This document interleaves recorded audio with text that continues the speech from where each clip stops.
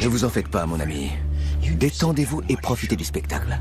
Quand j'en aurai fini avec le jury, vous quitterez ce tribunal en homme libre. Ou je ne m'appelle plus Jeremiah T. Prescott. Compris? Jeremiah est un avocat pénaliste au don d'orateur certain. Mais il est négligent et trop porté sur les effets scéniques, deux choses qui l'empêchent de pratiquer le droit ailleurs que dans cette petite ville. Mesdames et messieurs du jury, je me tiens devant vous absolument convaincu que mon client, monsieur Nathan Robinson, est totalement innocent et qu'il est accusé à tort de ce sordide meurtre avec préméditation. Nathan Robinson, le client de Jeremiah, est accusé d'avoir tué un homme par balle. Sa défense, la victime s'est tirée dessus par accident. Maître Prescott, vous perdez la tête, ma parole. Je suis désolé, monsieur le juge. Je ne voulais pas vous alarmer. Continuez, maître. Merci. Bien évidemment, inutile de vous inquiéter. J'ai préalablement retiré le chargeur qui contient les projectiles mortels.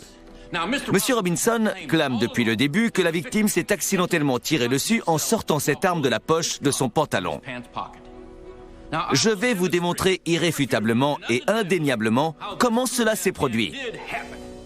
La plaidoirie finale est l'occasion pour les avocats de se laisser vraiment aller et de faire des effets dramatiques que le juge n'accepterait pas durant le reste du procès.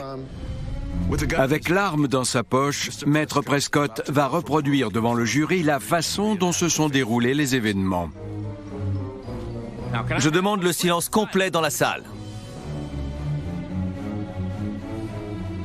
Mais il commet une erreur fatale. Du calme dans la salle.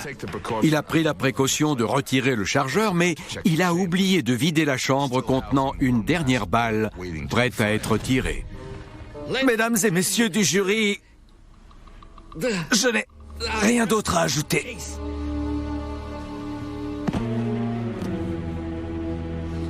Force est de constater que ça rend l'argument de l'accident très convaincant.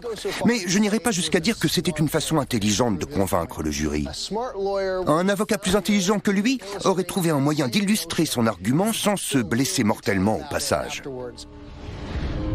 Heureusement pour M. Robinson, le jury est convaincu par la démonstration de son avocat et le déclare non coupable. Dommage que Jeremiah ne soit plus là pour fêter ça.